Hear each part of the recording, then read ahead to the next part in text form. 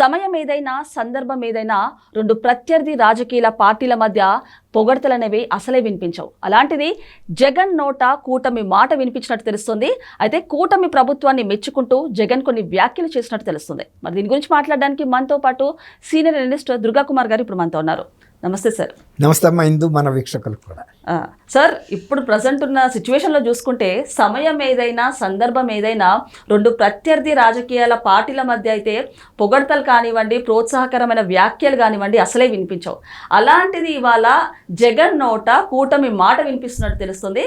కూటమి ప్రభుత్వాన్ని మెచ్చుకుంటూ జగన్ కొన్ని వ్యాఖ్యలు చేసినట్టు తెలుస్తుంది. ఏమంటారు సార్ దీని గురించి? ఇప్పుడు ఇతర సందర్భాల్లో అభినందించకపోయినా మెచ్చుకోకపోయినా దేశం క్లిష్ట పరిస్థితుల్లో ఉన్నప్పుడు, లేకపోతే మన రాష్ట్రంలో ఎవరైనా ఒక వ్యక్తి వీరమరణం పొందినప్పుడు ఆ సందర్భాన్ని రాజకీయానికి ఉపయోగించుకుంటే ఏ పార్టీకైనా ఏ వ్యక్తికైనా మనుగడ ఉండదమ్మా. వాళ్ళని ప్రజలు కూడా ఆదరించరు. ఇవాళ కనీసం జగన్మోహన్ రెడ్డి ప్రతి సందర్భంలోనూ కూటమి ప్రభుత్వాన్ని, మరీ ముఖ్యంగా ముఖ్యమంత్రి గారిని, ఉప ముఖ్యమంత్రి అయితే రెండో కాలు మీద మాట్లాడుతున్నాడు.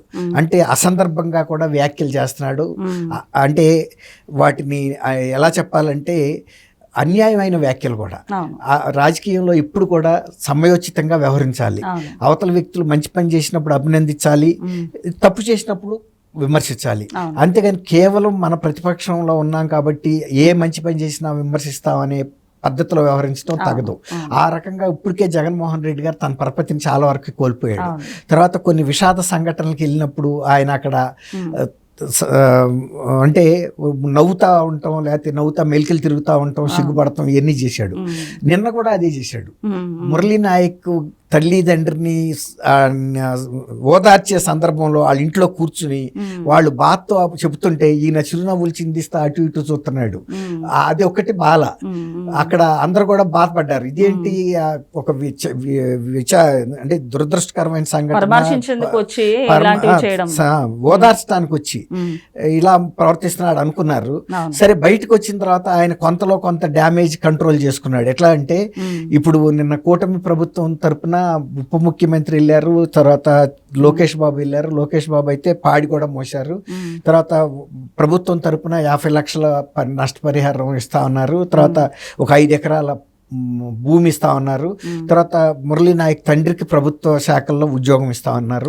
వీళ్ళనందరికీ ఎప్పుడు ఏదైనా ఆ కుటుంబానికి అండగా నిలబడతామని ఒక భరోసా ఇచ్చారు. అయితే పవన్ కళ్యాణ్ గారు వ్యక్తిగతంగా కూడా కొంత సహాయం అందించాడు, 25 లక్షల వరకు. తర్వాత ఈయన కూడా వెళ్ళి అది లోన ఓదార్చే క్రమంలో ఆ నవ్వు ఒకటి కొంచెం తప్ప బయటకు వచ్చి మాత్రం కూటమి ప్రభుత్వం వాళ్ళు ఒక 50 లక్షల రూపాయలు 5 ఎకరాలు ఇవ్వటం, ప్రభుత్వ ఉద్యోగం ఇస్తానంటాం, తర్వాత మురళీ నాయక్ కుటుంబానికి అండగా నిలబడిన తీరుని నేను అభినందిస్తున్నానని చెప్పాడు. అభినందిస్తున్నానని చెబుతూనే ఆయనకి తను ఒక సొంత కితాబు కూడా ఇచ్చుకున్నాడు. మా ప్రభుత్వం ఉన్నప్పుడే మేము ఇట్లా వీరమరణం పొందిన సైనికుల కుటుంబాలకు 50 లక్షలు ఇవ్వాలని నిర్ణయించాము. ఆ ప్రకారం ఈ ప్రభుత్వం నడిచిందని. ఆ ప్రకారం ఈ ప్రభుత్వం నడవటం కాదు, అంతకన్నా కూడా ఉదారంగా కూడా ఏ సందర్భాల్లో అయినా ఈ ప్రభుత్వం స్పందిస్తుంది. ఎందుకంటే ప్రజల బాధ ఏంటనేది వీళ్ళకి తెలుసు. అట్లాగే ఇప్పుడు నువ్వు 5 ఎకరాలు ఇవ్వమని నీ ప్రభుత్వం నిర్ణయించలేదు కదా, మరి ఇచ్చింది. అట్లాగే ప్రభుత్వ ఉద్యోగం ఇవ్వమని నీ ప్రభుత్వం చెప్పలేదు కదా, ఇచ్చింది. ఎందుకంటే ఆయన ఇప్పుడు వాళ్ళ దేశవ్యాప్తంగా ప్రజల్లో భావోద్వేగం వచ్చింది. 26 మంది పెహల్గావ్లో అమాయకమైన పర్యాటకులు చనిపోయారు. అందున ఆడపిల్లల ముందే భర్తలను చంపారు, వాళ్ళ పసుపు కుంకుమలు చెరిపేశారు. అందుకని భారత ప్రభుత్వం కూడా సింధూర్ అనే ఒక ఇది తీసుకుని ఆపరేషన్ చేసింది. దాంతో చాలా మంది పాకిస్తాన్కి జరిగినటువంటి నష్టాన్ని బట్టి కూడా ప్రజలు కూడా సంతృప్తి చెందారు. సరైన గుణపాఠం చెప్పిందని. ఇంకా కొంతమంది ఇంకా చెప్తే బాగుండేదని వాళ్ళు కూడా ఉన్నారు. ఏంటంటే పాక్ ఆక్యుపైడ్ కాశ్మీర్ ఉంది కదా, పాక్ ఆక్రమిత కాశ్మీర్, దాన్ని కూడా ఇదే టైంలో లాగేసుకుంటే పోయేది అనే వాళ్ళు ఉన్నారు. అయితే ఏంటంటే అంతర్జాతీయంగా భారత ప్రభుత్వం అన్ని ఆలోచించుకోవాలి. తొందరపాటుగా ఒక వ్యక్తికి ప్రభుత్వానికి చాలా తేడా ఉంది. ఇవాళ ఈ ఆపరేషన్ సింధూర్తోనే భారత ప్రతిష్ట ప్రపంచ దేశాల్లో గగన తలాలు ఎగురుతుంది. అవును. ఎందుకంటే ఏ దేశం చేయలేనటువంటి ఇన్నాళ్ళ నుంచి ఉక్రెయిన్ రష్యా యుద్ధం జరుగుతుంది, అవును, అవును. కానీ అది ఇంత వీరోచితంగా జరగల. అవును. ఇన్నాళ్ళ నుంచి కొన్ని నెలలుగా జరిగినాయి, అవును. కానీ ఈ ఒక్క గంటల పాటు జరిగిన ఆపరేషన్ లోనే పాకిస్తాన్ ని మట్టి గరిపించింది. పాకిస్తాన్ అంతర్జాతీయంగా ఎవరి దగ్గరికి వెళ్ళి కాళ్ళు పట్టుకుంటే ఇవాళ భారత్ నుంచి మనకి రక్షణ దొరుకుతుందని ఒక పాకిస్తాన్ పార్లమెంటరీ సీనియర్స్ నాయకుడు కూడా పార్లమెంట్ లో ఏడ్చాడు, మీరు భారత ప్రభుత్వంతో తగాదా పెట్టుకుంటున్నారు, ఈ గొడవతో పాకిస్తాన్ నాశనం అయిపోద్ది, మీరు ఇప్పటికైనా సరే భారత్తో సంయమనంతో వ్యవహరించండి, మిత్రత్వంతో వ్యవహరించండి, వాళ్ళ జోలికి వెళ్ళొద్దు, వాళ్ళని కవ్వించొద్దు అని కూడా ఆయన కళ్ళ నీళ్లు పెట్టుకున్నాడు. అయినా ఇప్పుడున్న మిలిటరీ అధికారులు కానీ ఇప్పుడున్న ప్రధాని కానీ వాళ్ళకి అది ఆనలేదు. వాళ్ళు మీరు ఈ నేపథ్యంలోనే అంటే ఇప్పుడు కూటమి ప్రభుత్వంలోకి వచ్చిన తర్వాత జగన్ గారికి పవన్ కళ్యాణ్ గారు అంటే కానీ చంద్రబాబు నాయుడు అంటే కానీ అసలు గిట్టట్లేదు. వాళ్ళు ఏమైనా చేసిన కమెంట్స్ అంటే నేను ఫైర్ అవుతున్నాను నార్మల్గా. అలాంటిది ఇప్పుడు దీన్ని మెచ్చుకుంటూ ఏ రకంగా చూడొచ్చు అంటారు? కనీసం ఇప్పుడన్నా జగన్ గారు ఒక కొంచెం బుద్ధి మారి ఒక మాట మాట్లాడారని చెప్పారనొచ్చా? అంటే కొంతవరకు మీరు అన్నట్టు కనీసం కొంతలో కొంత అయినా ఇలాంటి పరిస్థితులు. ఇప్పుడు రాజీవ్ గాంధీ గారు కూడా అక్కడ పార్లమెంట్ ప్రతిపక్ష నాయకుడు, కానీ ఆయన సింధూర్ ఆపరేషన్ ని చాలా సక్సెస్ఫుల్ గా చేసింది ఈ ప్రభుత్వం అని అభినందించాడు. తర్వాత ఈ ప్రభుత్వ ప్రతిస్పందన కూడా పాకిస్తాన్ ప్రభుత్వానికి ఒక గుణపాఠం చెప్పినట్టుగా వ్యవహరించడం, ఎంత స్పీడ్ గా రియాక్ట్ అయిందని కూడా ఆయన అభినందించాడు.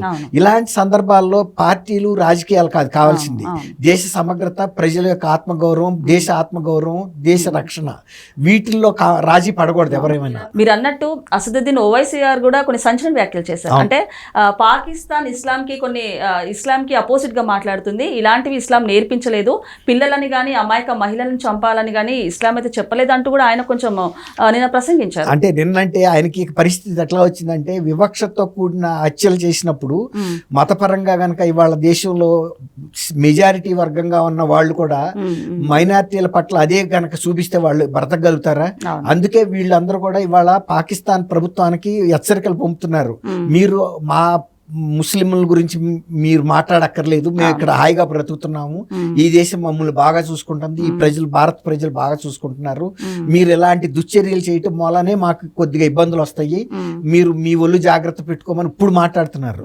గతంలో ఇంత ఓపెన్ గా ఇప్పుడు మాట్లాడలేదు. కాబట్టి ఇవాళ దేశం మొత్తం ఏకమైంది.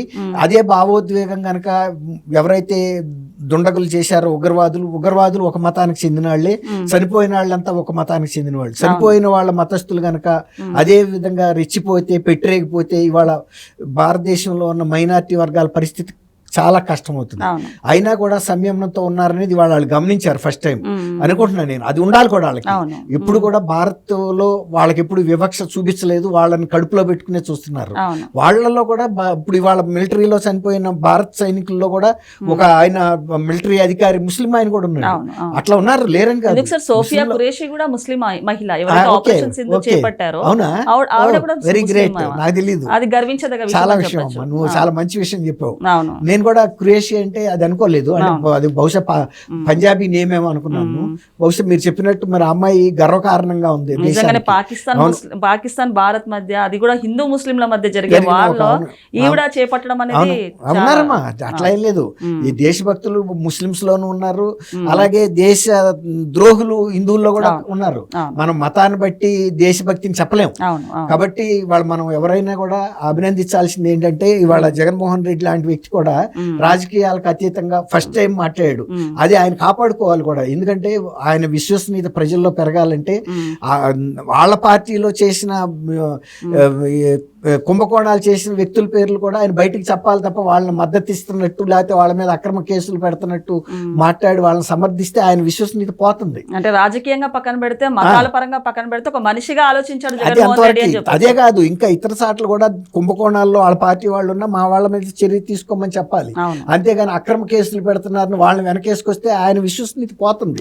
ఇవాళ పూర్తిగా జీరోకి వచ్చి ఉన్నాడు ఆయన.